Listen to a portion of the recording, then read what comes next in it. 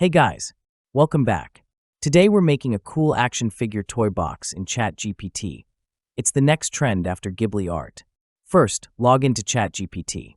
Use your Gmail to sign up if you don't have an account. Before uploading the photo, copy this prompt. It's also in the description. Create an action figure from this photo. Make it realistic. Add MX designer accessories like Macbook Pro, camera, drawing tablet, headset, etc. Add a hole at the top of the box. Write MX Mate, and below it, keep learning, keep designing.